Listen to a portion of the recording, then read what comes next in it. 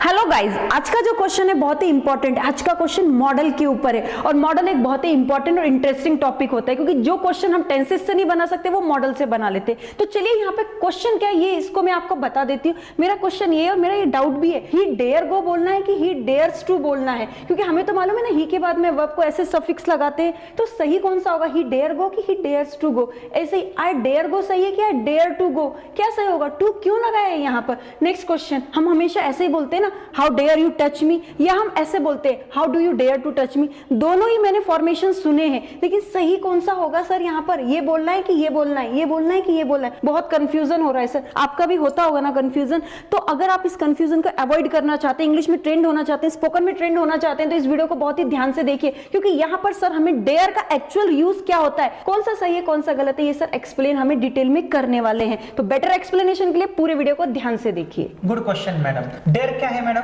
एक semi modal verb है sir. लेकिन वर्ब भी हो सकता है ना? Yes sir. मॉडल्स कौन से हैं? Will, would, shall, should, can, could, may, might, must, had to, ought to, need, used to, dare. क्या हैड टू यह एक मॉडल है? नो सर, मॉडल नहीं है, पर मस्ट का पास्ट टेंस है। ओके, प्राइमरी हेल्पिंग वर्ब्स उनको पता है क्योंकि पिछला क्वेश्चन भी हमने देखा था। पिछला क्वेश्चन हमने क्या देखा था मैडम? सर पिछला क्वेश्चन हमने देखा था कि नीड क्या होगा सर, मेन वर्ब की तरह होता है कि हेल्पिंग वर्ब की तरह होता है? ऊपर यही क्वेश्चन है, अगर उनको पता चलता है नीड एक मेन वर्ब के रूप में भी काम करेगा और हेल्पिंग वर्ब के रूप में भी काम करेगा, इट मींस इनमें सेमी मॉडल वर्ब्स कौन से हैं? Sir need, used to and dare. Semi modal verbs it means what? Sir जो मॉडल मतलब जो हेल्पिंग वर्ब की तरह भी काम करते हैं, मेन वर्ब की तरह भी काम करते हैं। अगर मैं बोलता हूँ नीड यह मॉडल है, इट मींस हेल्पिंग वर्ब के रूप में भी काम करेगा, चलेगा।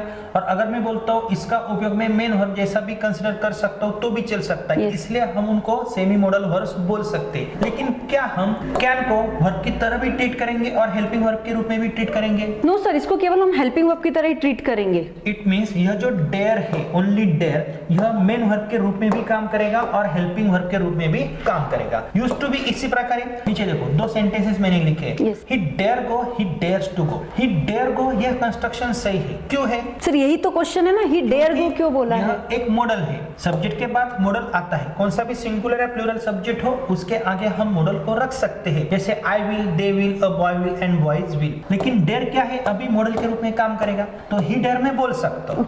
लेकिन अगर मैं इसको मेन वर्ब के रूप में कंसीडर करता हूँ, जैसे he plays, she plays, it plays, तो ही डेयर से मुझे बोलना पड़ेगा और आगे मुझे टू लेना पड़ेगा। लेकिन ऊपर मैंने टू नहीं लिखा है, ऐसा क्यों? क्योंकि हम जैसे कि ही विल गो बोलते हैं ना कि ही विल टू गो बोलते हैं। इट मींस मॉडल के आगे टू कभी भी नहीं आता है। तो यहाँ पे यह एक मॉडल है और यहाँ पे यह क्या है, मेन वर्ब के रूप में काम कर रहा है। बस इतना ही आपका कंफ्यूजन है। लेकिन क्या इससे हमारे दर्शकों को पता चलेगा? सर कुछ भी समझ में नहीं आएगा। नहीं आएगा। तो डेयर एज अ मॉडल हम कंसीडर करेंगे। मॉडल्स कौन से विल, वुड, शैल, शुड, ये तो हमने पढ़े हैं। क्या यहाँ पे क्या है मैडम? मॉडल है सर। आई कैन गो, इसका मतलब मैं जा सकता हूँ। क्या यह मॉडल है? जैसे I can go, he can go, she can go, इसमें कोई झंझट नहीं है ना? सिंगुलर के बाद ये लगाओ, प्लूरल के बाद ये लगाओ। लेकिन कैन के जगह अगर मैं विल को रखता हूँ तो मैं कंस्ट्रक्शन ऐसा बना सकता हूँ।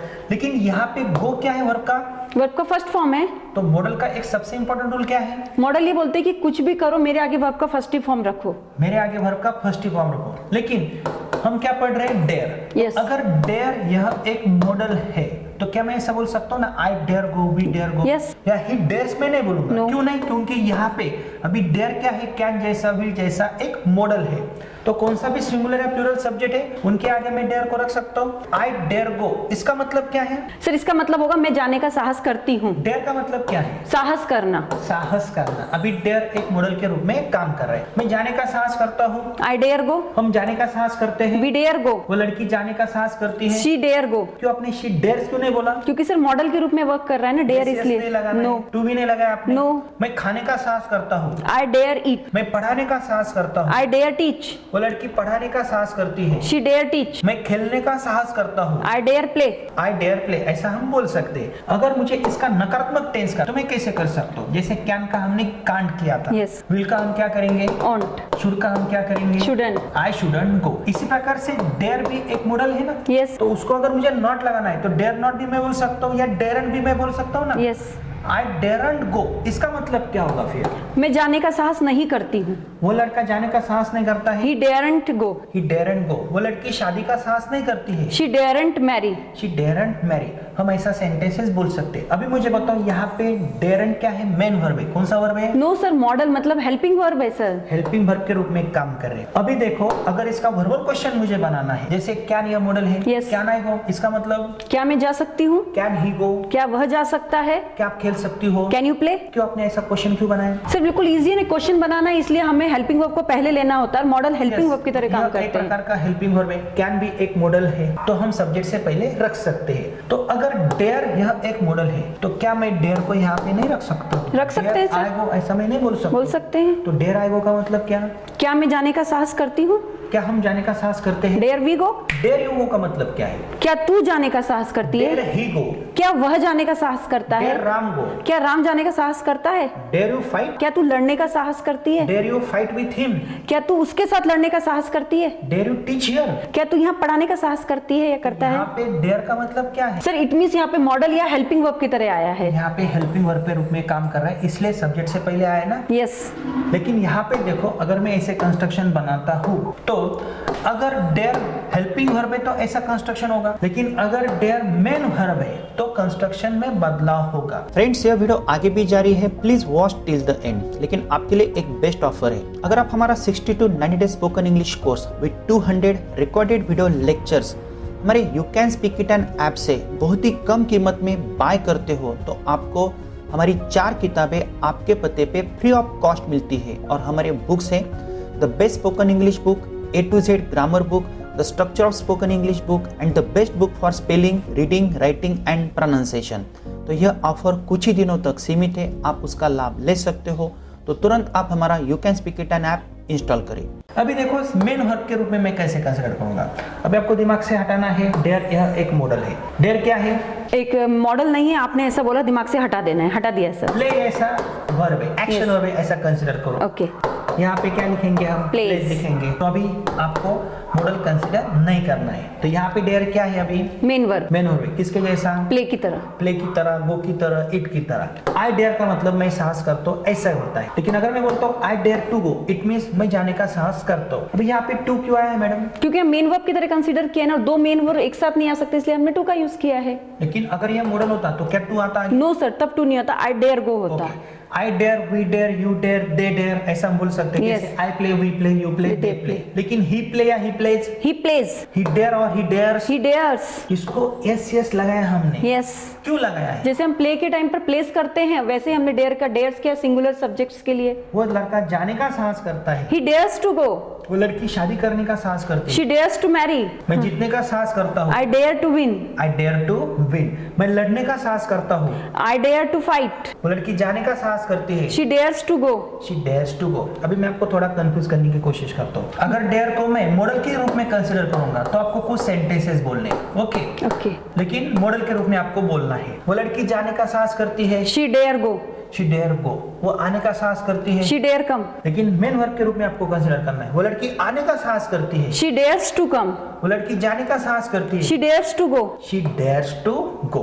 मैडम, इसका नकारात्मक टेंस हम कैसा करेंगे? जैसे यहाँ पे मैंने लिखा है as a main verb, I dare to go, he dares to go. यहाँ पे डेयर का उपयोग क्या है? मेन वर्ब की तरह। मेन वर्ब के रूप में, जैसे प्ले और प्ले से।